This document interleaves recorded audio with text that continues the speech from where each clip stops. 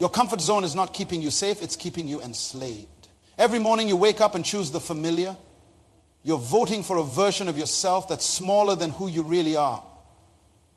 Society has conspired to convince you that comfort equals success, that routine equals stability, and that staying the same equals wisdom.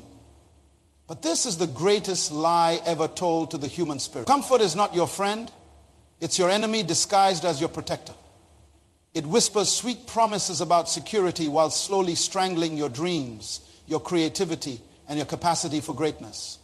The most comfortable people are often the most miserable people because they've traded their potential for predictability, their growth for guarantees, and their significance for safety. While you're busy being comfortable, life is happening around you.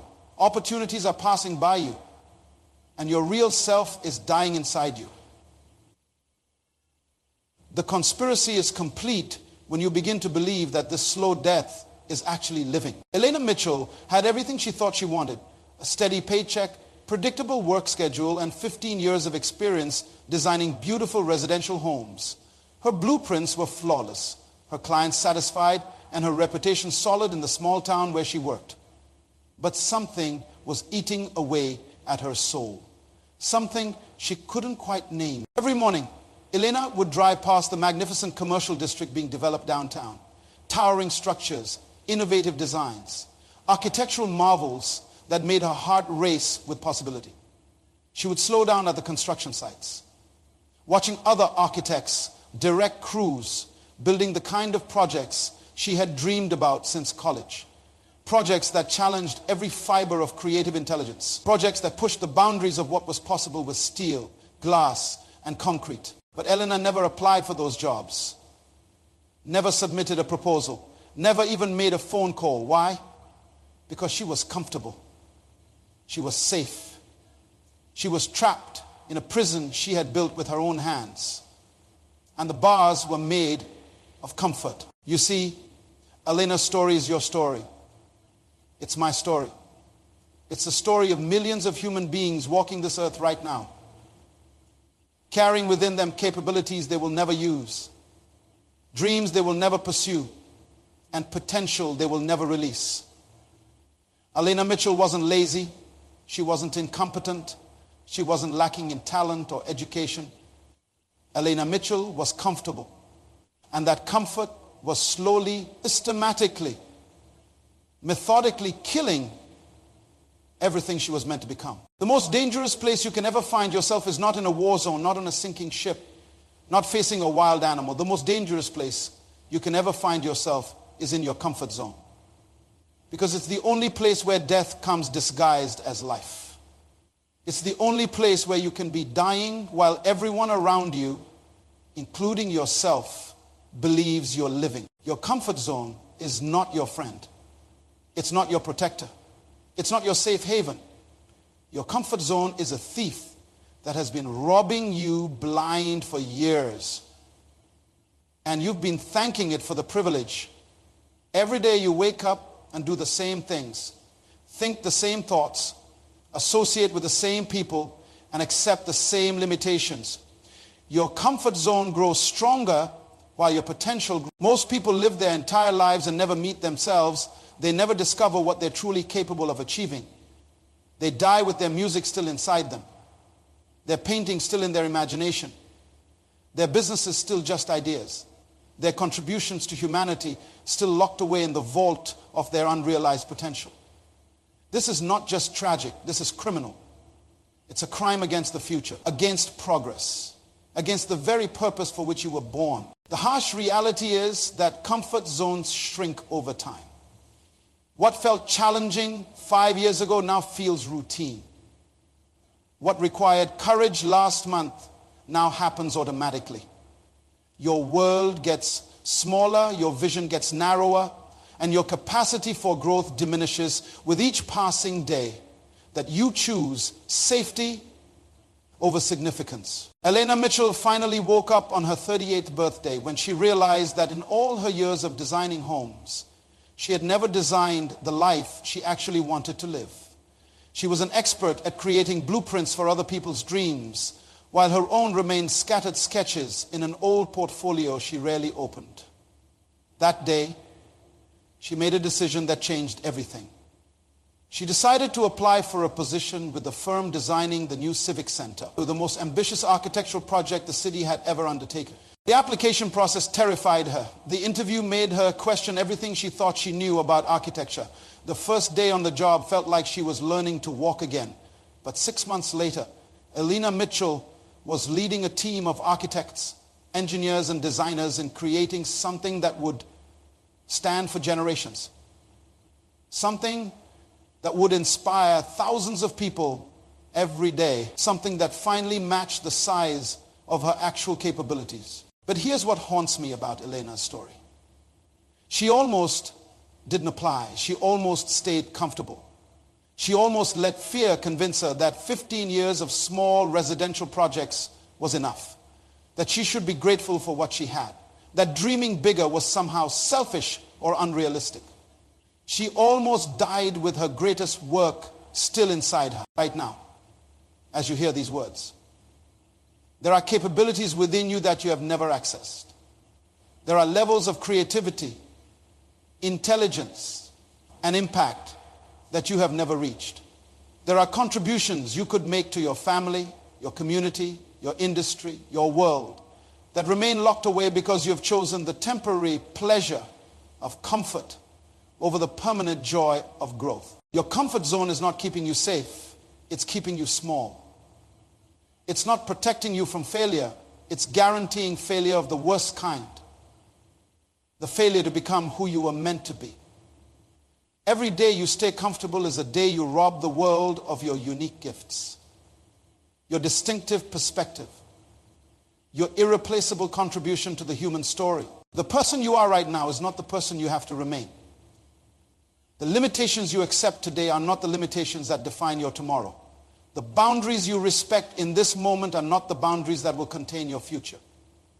But none of this changes until you make a conscious, deliberate, intentional decision to step outside the invisible prison you have built around your life. Elena Mitchell discovered something that will change your life forever if you let it. She discovered that the person she was inside her comfort zone and the person she became outside her comfort zone were two completely different people. One was surviving, the other was thriving. One was existing, the other was living. One was safe, the other was significant. The question is not whether you have what it takes to leave your comfort zone. The question is whether you have what it takes to stay in it. Knowing what it's costing you every single day. Your brain was designed to keep you alive, not to make you great. This is the fundamental truth that explains why breaking free from your comfort zone feels like fighting against your own nature.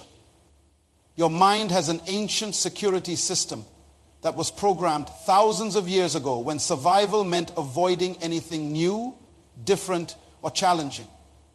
Every time you consider stepping outside your familiar routine, this system screams danger signals, floods your body with stress hormones, and convinces you that staying put is the wise choice. But wisdom and survival are not the same thing.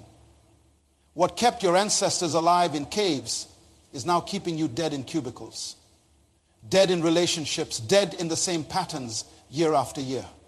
Your brain cannot tell the difference between a saber-toothed tiger and a job interview, between a cliff edge and a business opportunity, between physical death and the temporary discomfort of growth.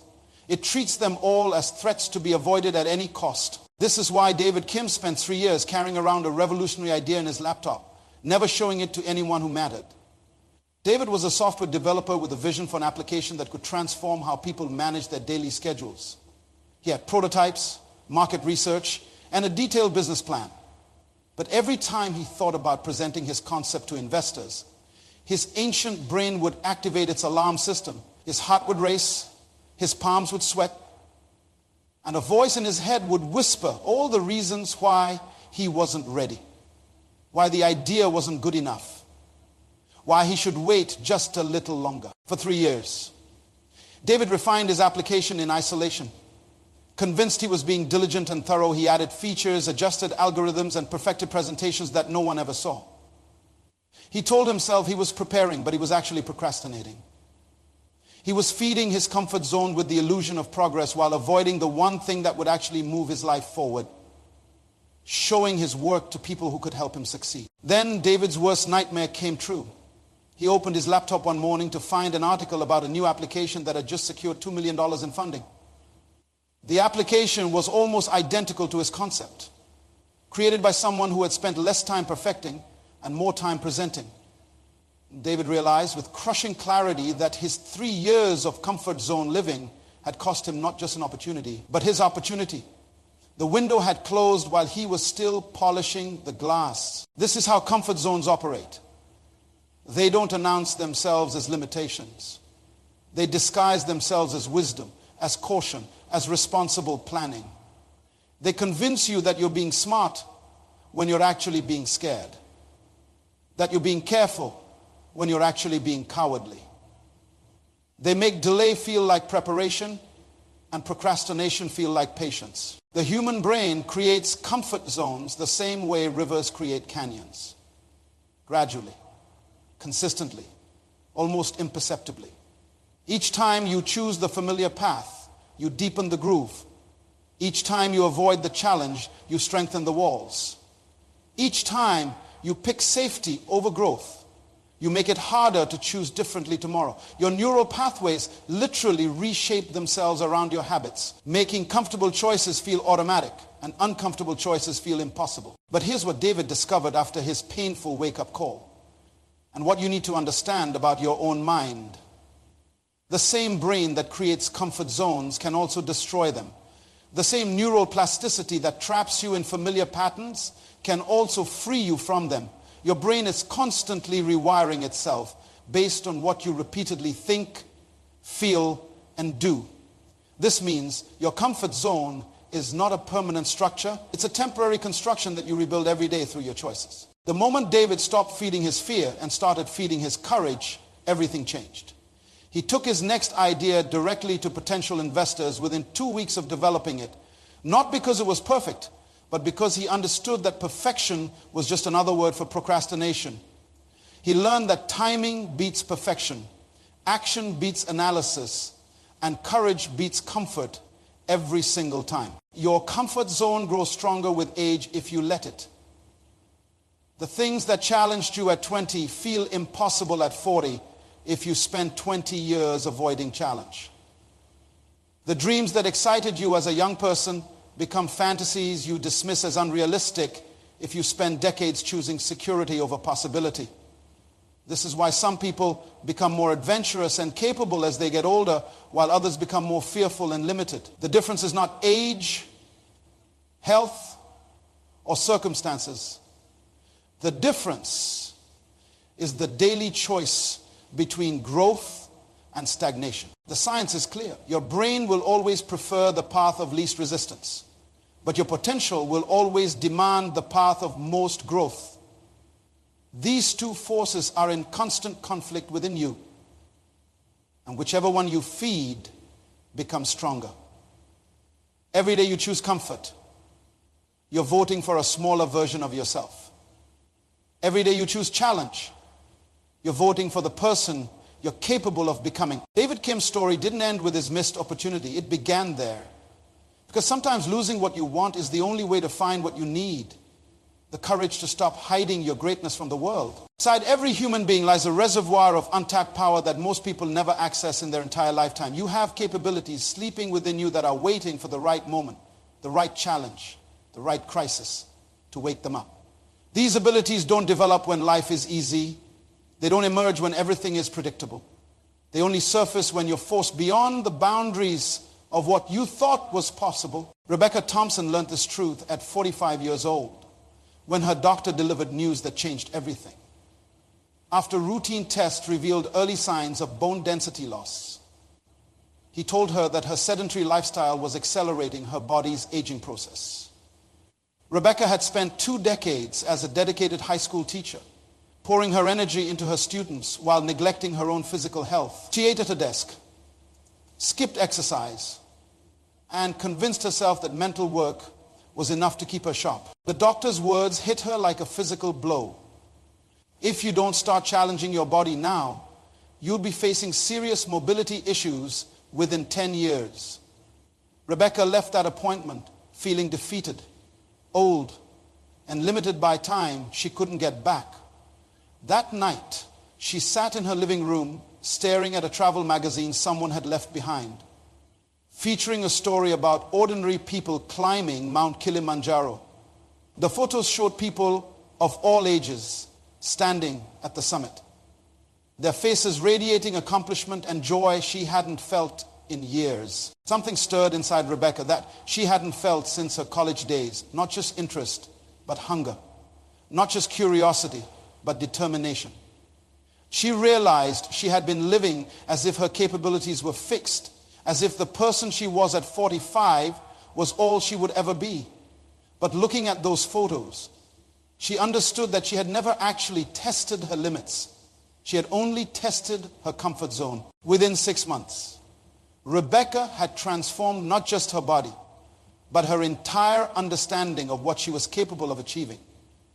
The training for Kilimanjaro revealed strength she didn't know she possessed, endurance that surprised even her personal trainer, and mental toughness that carried over into every area of her life.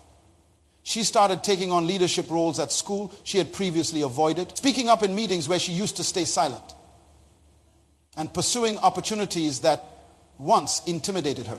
The mountain itself was just the beginning. Standing at 19.341 feet above sea level, Rebecca realized that the biggest obstacle she had conquered wasn't the altitude or the physical challenge. It was the voice in her head that had been telling her for years that she was too old, too out of shape, too set in her ways to attempt anything extraordinary. That voice had been lying to her for decades. Here's what Rebecca discovered that will change how you see yourself forever. Your limitations are not physical. They're mental. Your barriers are not external. They're internal. Your ceiling is not imposed by circumstances. It's imposed by the story you tell yourself about what you can and cannot do. When you change the story, you change the outcomes. The human body is designed to adapt to whatever demands you place on it.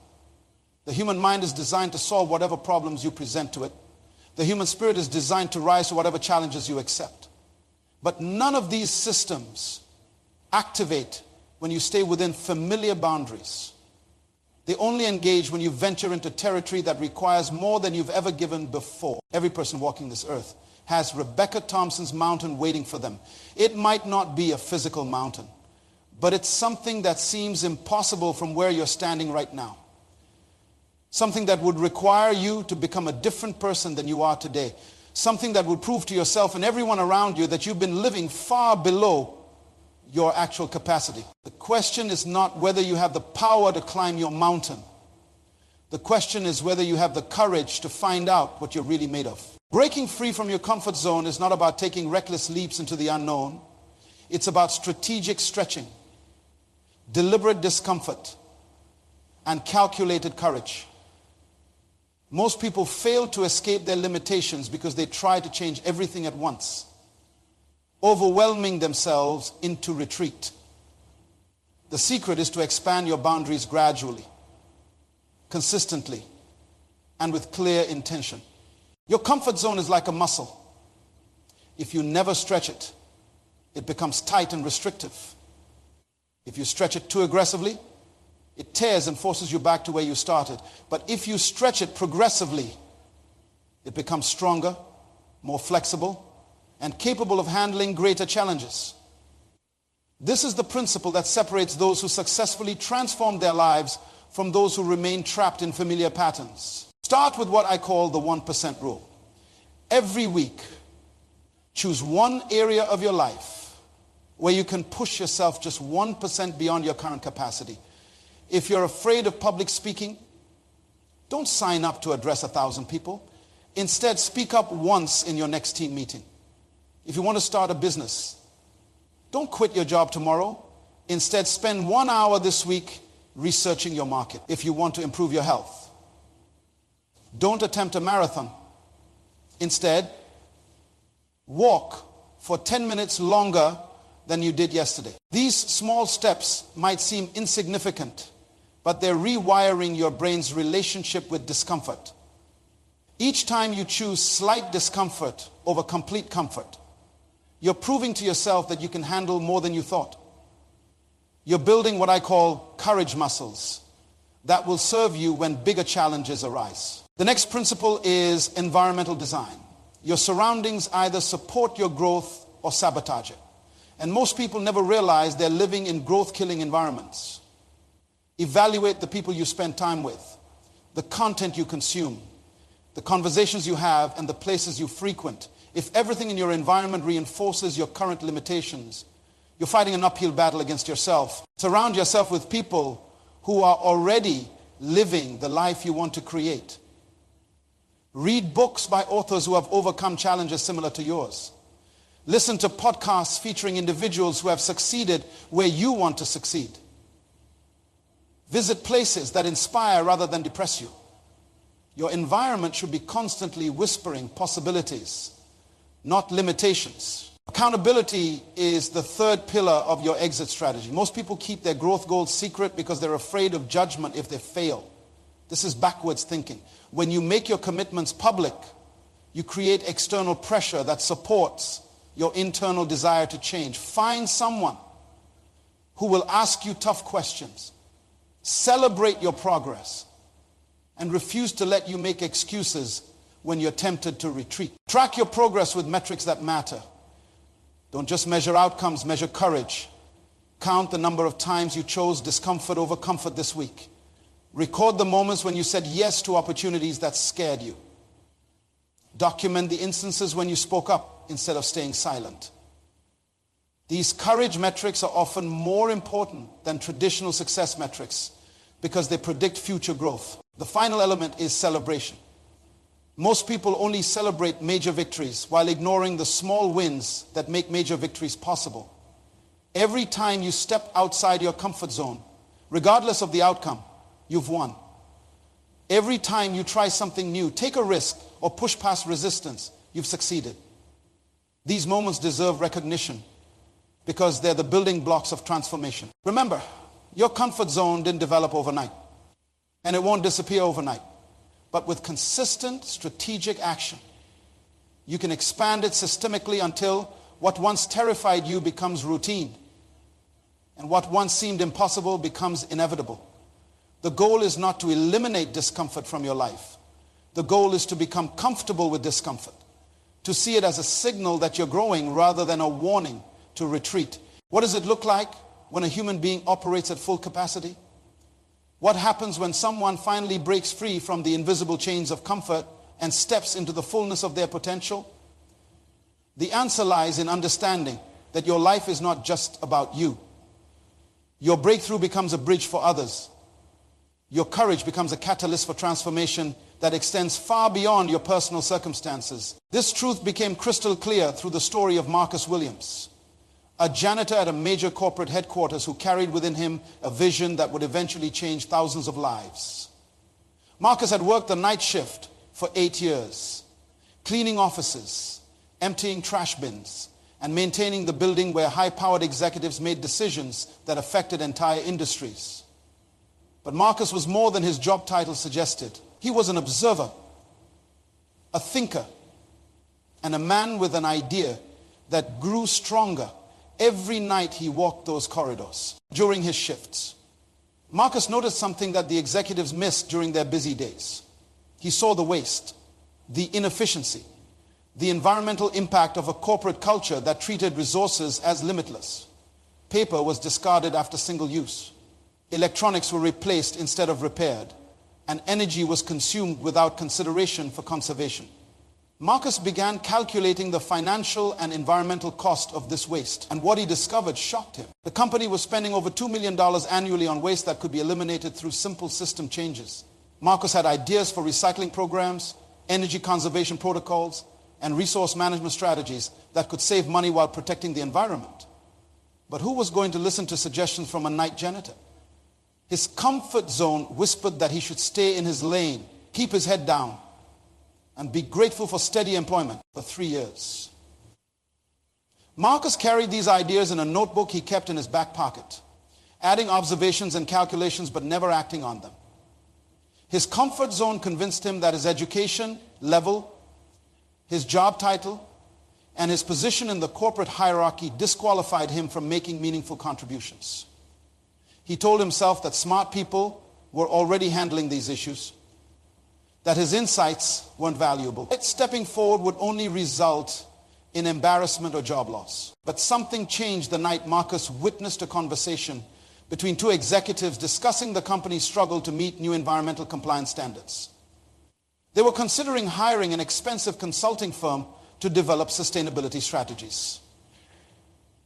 Marcus realized he was listening to people pay others to solve problems he had already solved in his pocket notebook. That night, Marcus made a decision that terrified and thrilled him simultaneously. He decided to write a comprehensive proposal outlining his observations and recommendations. He spent the next month researching, refining, and preparing a presentation that would either transform his life or end his career. He knew he was risking everything comfortable and predictable about his existence. When Marcus finally requested a meeting with the facilities manager, his hands shook as he handed over his proposal. The meeting that he expected to last 5 minutes stretched to over an hour. The facilities manager called in the environmental compliance officer, who called in the operations director, who eventually called in the vice president of corporate sustainability. 6 months later, Marcus Williams was promoted to director of environmental innovation, leading a team of 12 people in implementing the cost-saving and environmental programs he had developed during his night shifts. The company not only saved the $2 million he had projected, but exceeded their environmental compliance requirements and received industry recognition for innovative sustainability practices. But Marcus's story doesn't end with his personal success. The programs he developed were eventually adopted by other divisions within the company, then shared with partner organizations, and finally published as case studies that influenced environmental policies across multiple industries. A night janitor's notebook became a catalyst for change that impacted thousands of businesses and millions of people. This is what happens when one person decides to live at full capacity instead of accepting the limitations imposed by circumstances, titles, or other people's expectations.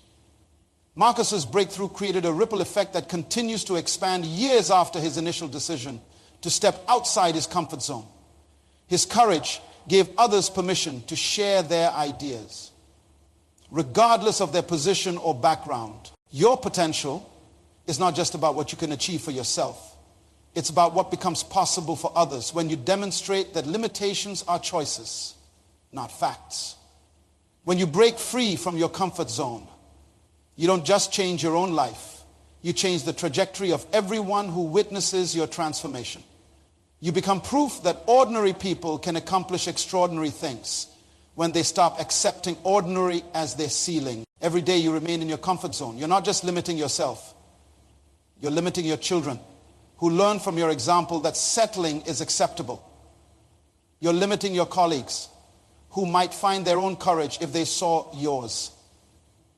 You're limiting your community, which needs your unique contributions to solve problems and create opportunities. You're limiting the future, which depends on people like you refusing to accept the status quo. The choice you face right now is not between success and failure.